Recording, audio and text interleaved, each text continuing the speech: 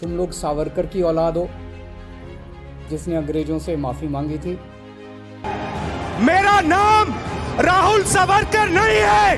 कांग्रेस ने बाबा साहब को क्या क्या नहीं कहा।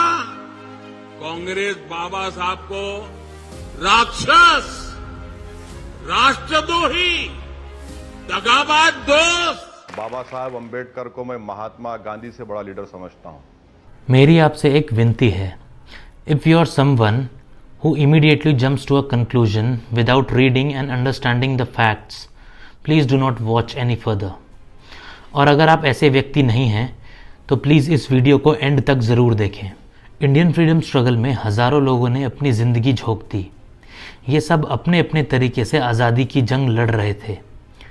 लगभग सबको ही ब्रिटिशर्स से आज़ादी चाहिए थी, पर फिर भी सबके तरीके काफ़ी अलग थे। कई पॉलिटिशियंस ऐसे थे जिनके हिसाब से मेन प्रॉब्लम था ब्रिटिश रूल। वो ये सोचते थे कि ब्रिटिशर्स के जाते ही इंडिया की हालत तुरंत सुधर जाएगी। लगभग पूरा ही कांग्रेस इस खेमे में आता था। वहीं दूसरी तरफ कुछ ऐसे पॉलिटिशियंस थे जिनके हिसाब से ब्रिटिश रूल अकेली प्रॉब्लम नहीं थी। उनके हिसाब से कुछ fundamental problems already Indian society में मौजूद थे। वीर सावरकर और बाबा साहेब अम्बेडकर ऐसे ही दो नेता थे। तो चलिए जानते हैं कि क्यों सावरकर और अम्बेडकर दोनों ही यथार्थवादी और दूरदर्शी नेता थे। चलिए आप खुद बताइए कि आज के पॉलिटिकल एरेना में दो सबसे इम्पॉर्टेंट मुद्दे क्या हैं। मैं बताता हूँ, धर्म और जाति। अब जब हम सावरकर को देखते हैं तो सबसे पहली चीज़ जो दिमाग में आती है वो है हिंदुत्व, हिंदू मुस्लिम एट्सेट्रा। और जब हम अंबेडकर को देखते हैं तो जो चीज़ दिमाग में आती है वो है कास्ट, रिजर्वेशन एट्सेट्रा। अब अगर मैं सावरकर की बात करूं तो जिस वक्त कांग्रेस लीडर्स खुल के ब्रिटिश रूल की बुराई नहीं करते थे और हेजिटेंटली कुछ ब्रिटिश ऑफिसर्स या पॉलिसीज़ पे ही सारा दोष डाल देते थे, उस वक्त सावरकर ने कहा था, we must stop complaining about this British officer और that officer, this law or that law. Our movement must not be limited to being against any particular law, but it must be for acquiring the authority to make laws itself. In other words, we want absolute independence. ये वो time था जब ज़्यादातर Congress leaders खुल के independence की बात भी नहीं करते थे।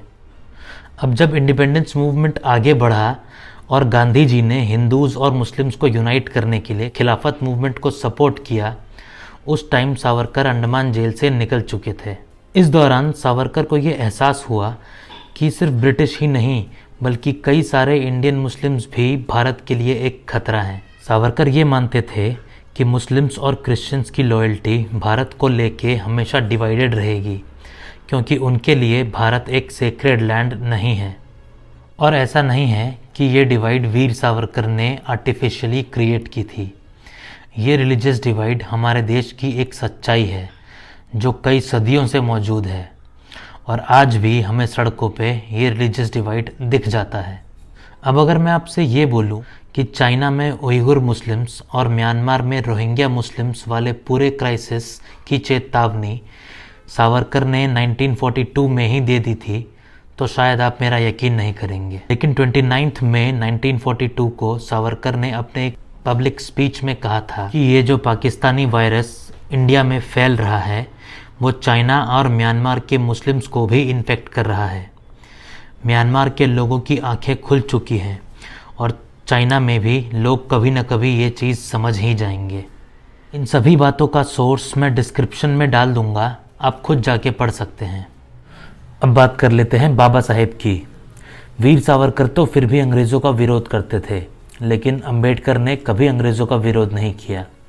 यहाँ तक कि अंबेडकर ने 1939 में ये तक बोला था कि whenever there is any conflict of interest between the country and the untouchables, he will choose the interest of untouchables. Ambedkar एक दलित जाति में पैदा हुए थे और उन्होंने कास्ट डिस्क्रिमिनेशन को बहुत नज़दीक से देखा था। उनका पॉइंट बहुत स्ट्रेट फॉरवर्ड था कि अंग्रेज़ों के जाते ही पूरे भारत में सवर्णों का राज हो जाएगा और दलितों को कोई न्याय नहीं मिलेगा। और अगर आप थोड़े दिन भी किसी ग्रामीण क्षेत्र में रहे हों तो आपको मालूम होगा कि जातिगत भेदभाव आज भी पूरी तरह ख़त्म नहीं हुआ है। अंबेडकर ने कॉन्स्टिट्यूएंट असेंबली में 25 नवंबर 1949 को अपने एक स्पीच में कहा था, हम पहले इंडिपेंडेंट थे, लेकिन जिस तरह जयचंद की मदद से मोहम्मद घोरी ने पृथ्वीराज चौहान को हराया, मुझे डर है कि कहीं कास्ट डिविजन्स और इतने सारे पॉलिटिकल पार्टीज़ जिनमें बहुत मतभेद है, ये कहीं फिर से हमें गुलामी की तरफ ना ले जाएं। उनका ये डर सही भी था, क्योंकि 1962 की इंडो चाइना वॉर में कम्युनिस्ट पार्टी ने हर संभव प्रयास किया कि इंडिया हार जाए और चाइना जीत जाए। उसी स्पीच में अंबेडकर ने पूरे भारत को 3 वार्निंग्स भी दी ताकि हमारे देश में डेमोक्रेसी सही तरीके से काम कर सके। पहला, abandoning of non cooperation, civil disobedience, हड़ताल, स्ट्राइक्स एक्सेट्राज। दूसरा, हीरो वर्शिपिंग। और तीसरा, प्रमोटिंग सोशल डेमोक्रेसी। अब ये थर्ड पॉइंट तो सुना ही होगा आपने ऑलरेडी, पर फर्स्ट और सेकंड पॉइंट हमें अंबेडकर के सोचने के तरीके के बारे में कुछ ज़रूर बताता है।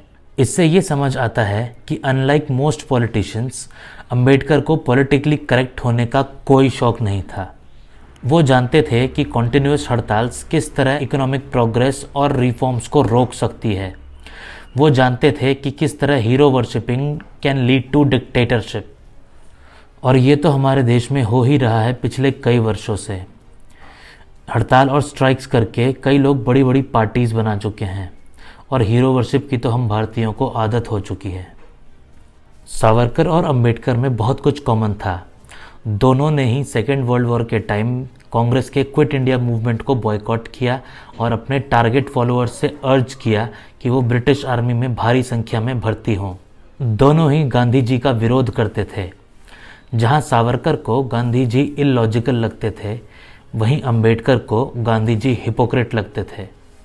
अब ये आपके ऊपर है कि इन हिस्टोरिकल फिगर्स के बारे में आप क्या राय रखते हैं, पर मेरी एक रिक्वेस्ट है आपसे, अगर आप ये वीडियो यहाँ तक देख चुके हैं तो आप ज़रूर ऐसे व्यक्ति हैं जिसे डिटेल्स पसंद है, तो प्लीज़ कोई भी कंक्लूजन बनाने से पहले पढ़ना ज़रूर। और अगर आपको इस तरह की वीडियोस पसंद हैं, अगर आप जानना चाहते हैं कि गांधी जी कितने कॉम्प्लेक्स इंसान थे, अगर आप जानना चाहते हैं कि एम एन रॉय जो कि एक हार्डकोर कम्युनिस्ट थे, किस तरह उनका कम्युनिज्म से मोह भंग हो गया, तो इस चैनल को ज़रूर सब्सक्राइब करके नोटिफिकेशन बटन दबाएं। And do not forget to like this video and share your thoughts in the comment box. जय हिंद।